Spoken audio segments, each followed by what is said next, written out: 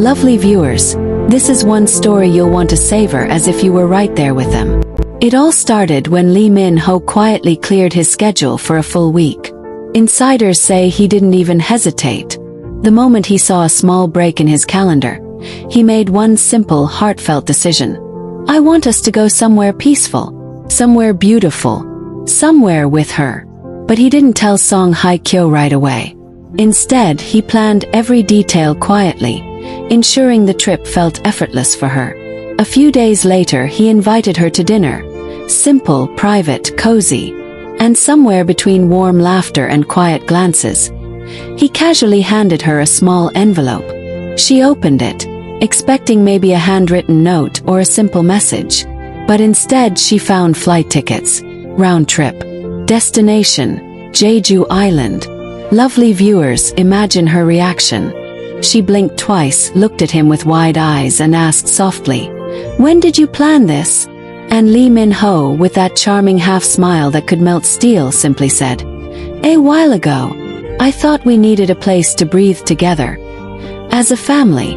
Those last 3 words, "as a family," made her heart flutter in a way even she couldn't hide. She placed the envelope down, looked at him with that tender expression fans know so well, and whispered, "Thank you for thinking of us." The next morning they left for Jeju quietly, avoiding crowds, paparazzi, and unnecessary attention. Their team helped them board an early flight where only a few passengers caught a glimpse of the 2 stars sitting side by side, faces covered with caps and masks but hands subtly brushing now and then. One fan who happened to be on the same flight said she saw Lee Min-ho lean in and whisper something that made Hye Kyo laugh softly, a rare sight that instantly set the internet buzzing, even though photos were limited.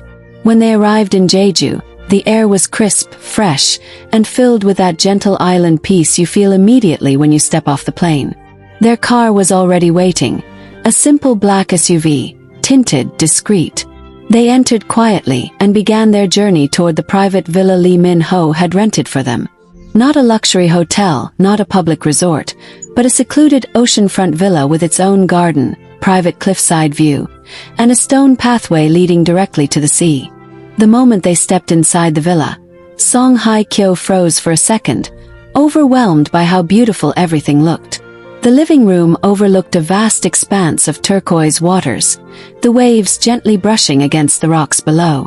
Sunlight streamed in through the floor-to-ceiling windows, casting warm patterns across the polished floors.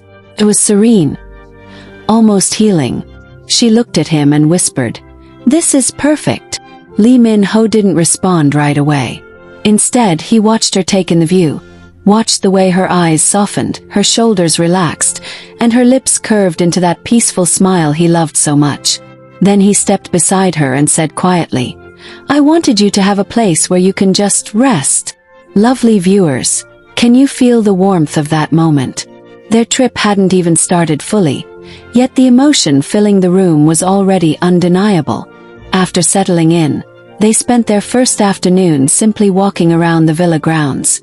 Hye Kyo picked small yellow flowers she found near the stone path, while Lee Min-ho, hands in his pockets, walked beside her, occasionally teasing her gently every time she bent to gather another flower. At one point, he took the tiny bouquet from her hands, arranged it neatly, and tucked it into the back pocket of his jeans, saying, "I'll keep these safe." Later that evening, as the sun began to set, they sat on the wooden deck behind the villa watching the sky shift from gold to lilac to deep pink. Hye Kyo wrapped herself in a soft knitted blanket while Lee Min-ho sat beside her, sipping warm tea. They didn't talk much, not because there was nothing to say, but because the silence felt like a shared language. Lovely viewers, you know that kind of silence, the comforting kind where you feel seen without needing to speak. At one point, Hye Kyo leaned her head against his shoulder. He didn't move or react dramatically.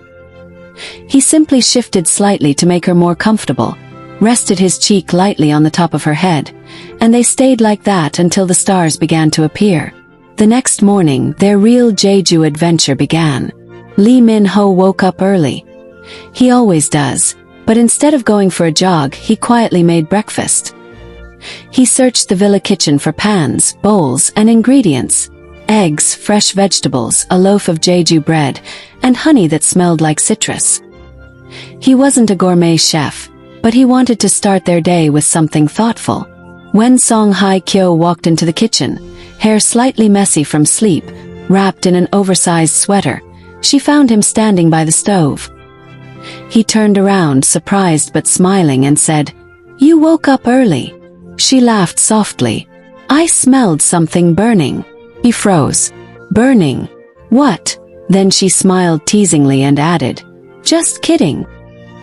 He sighed dramatically, grabbed a spoon, and handed her a tiny bite of the omelette he'd made.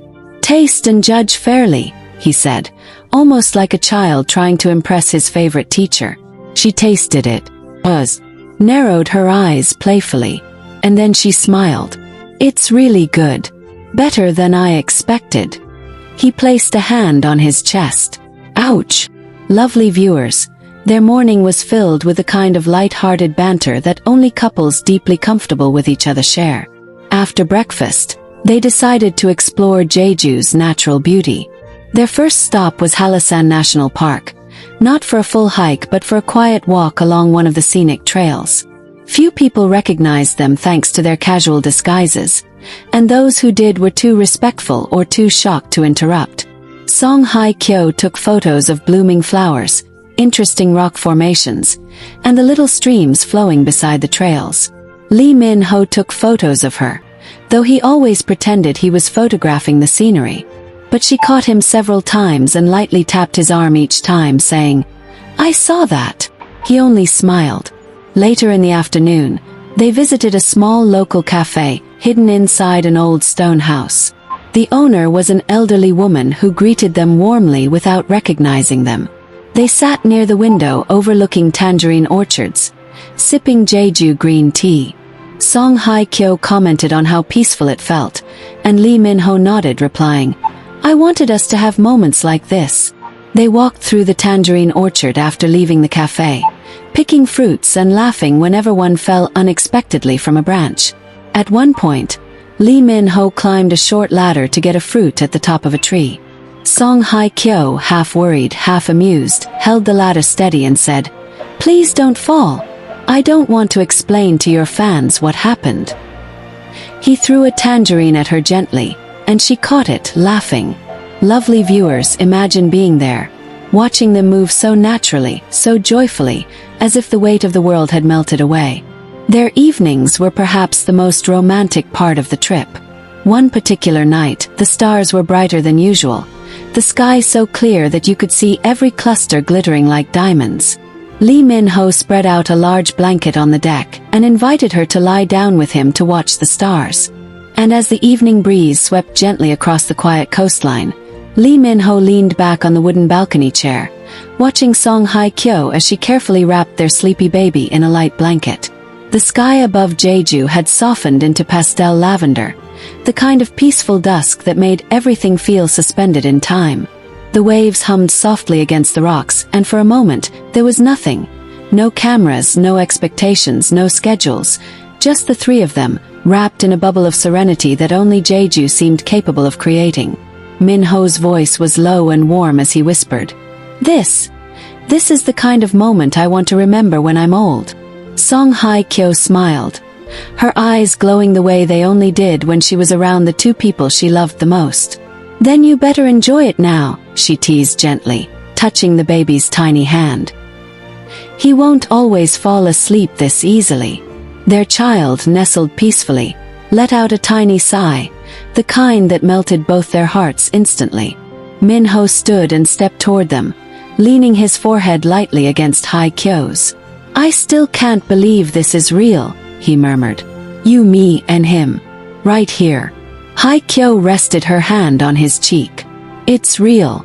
And Jeju is reminding us of what matters, being together without the world watching." But little did either of them know, the world was watching quietly from afar. Fans who had spotted the couple earlier in the day were sharing excited whispers, refusing to take intrusive photos out of respect, but unable to contain their joy that Korea's golden couple had chosen Jeju for such a precious family moment. Meanwhile, inside their villa, the aroma of grilled Jeju black pork and fresh vegetables drifted from the kitchen. Earlier, Min-ho had insisted on preparing dinner himself, not because he was an expert, but because he wanted to do something domestically romantic, as he joked. Hye Kyo could still hear him earlier, mumbling to himself while trying to flip the meat properly. "You're laughing," he said now, narrowing his eyes playfully as he noticed the grin forming on her lips. "I have every right to laugh. You almost burned the first batch." "Almost," he corrected proudly. "But didn't. And the second batch was perfect." "It was delicious," she admitted, nodding. "I'm impressed. I think Jeju Air upgrades your cooking skills." Min-ho scoffed. "Everything upgrades when I'm trying to impress my wife." Her breath caught just a little at the gentle sincerity behind his words.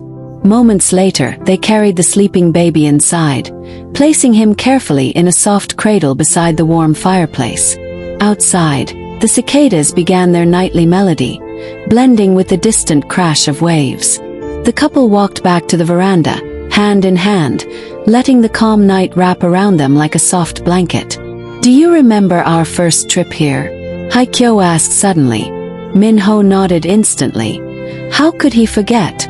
"Of course. You were complaining about the wind messing up your hair. And you said the wind was just jealous because it wanted to touch me too." He burst into laughter, covering his face. "Oh no, don't remind me of that line. I was trying to flirt, but I sounded like a character from a cheesy drama." She leaned close. "I thought it was cute. And bold." "Bold, yes. Cheesy, definitely. And still," she whispered softly, "it worked." He wrapped an arm around her shoulders, pulling her close as they looked out over the glowing horizon. "I guess some lines were meant to lead somewhere. And somewhere it definitely led. To this life they were now building together, full of laughter, warmth, and the quiet understanding of two souls that had finally found their home in each other.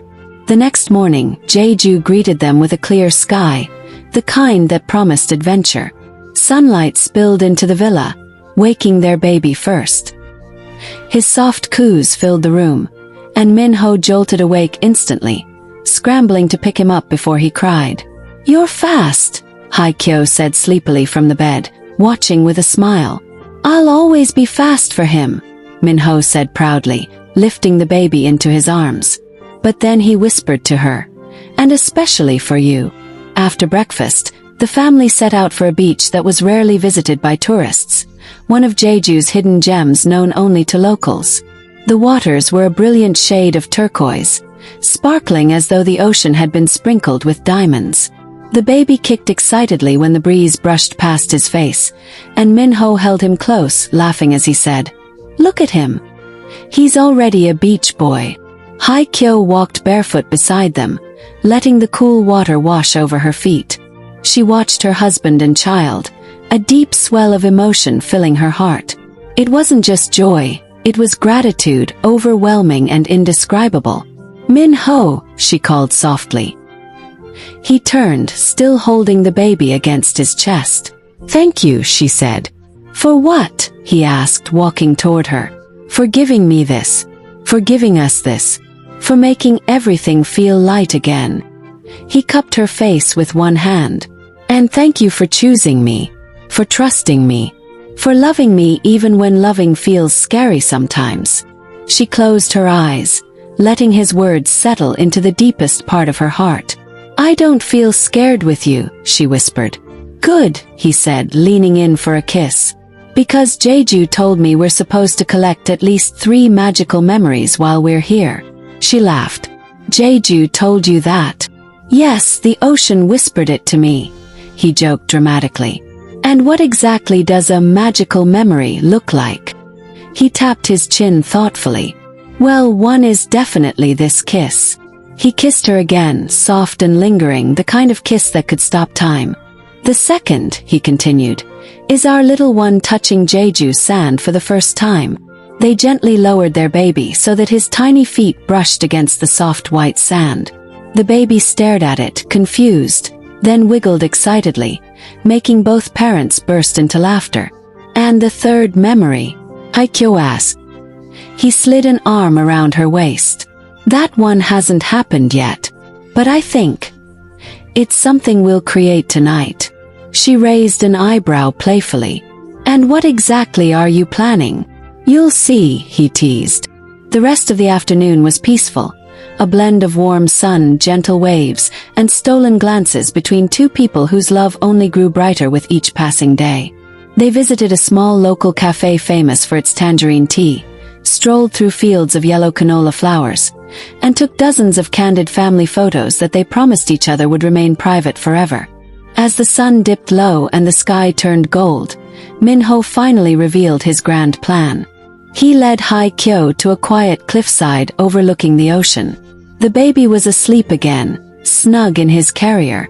Lanterns lined the path, glowing softly, guiding them toward a small wooden deck decorated with delicate white lights.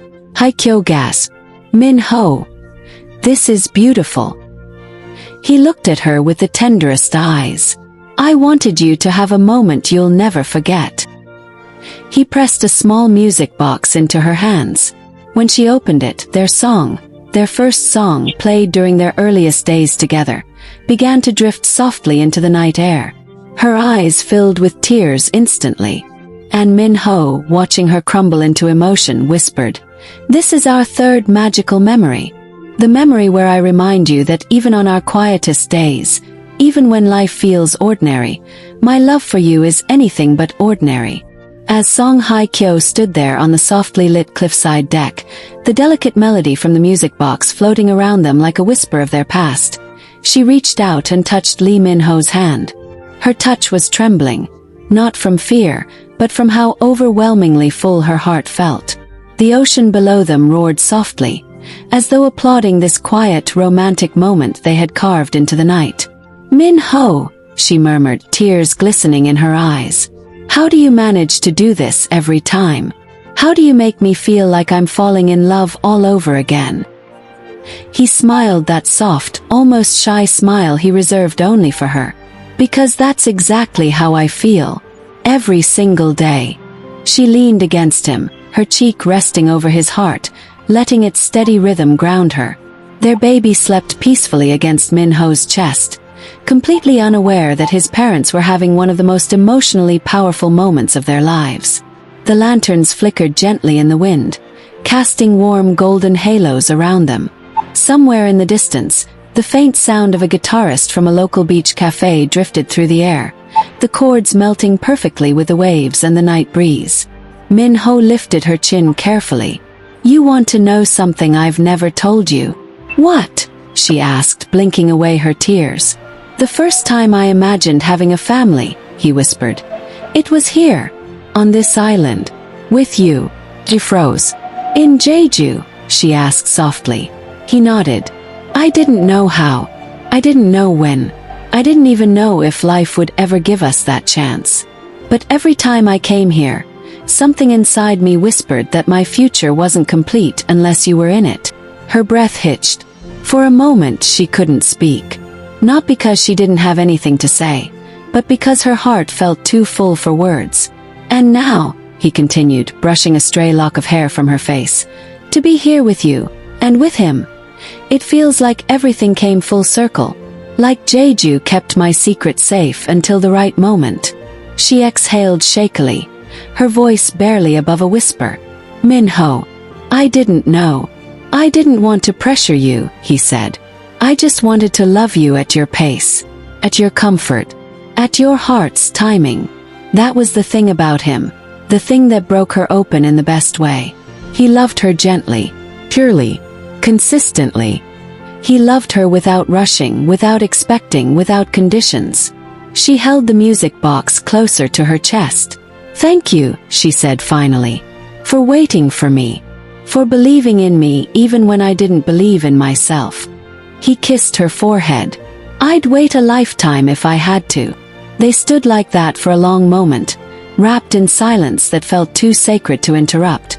Only the ocean dared to speak between them, but even the waves softened as though they understood the significance of the night. When they finally walked back toward the villa, hand in hand, the moon had risen high above Jeju, casting a silver glow on the path before them. The baby stirred slightly but didn't wake.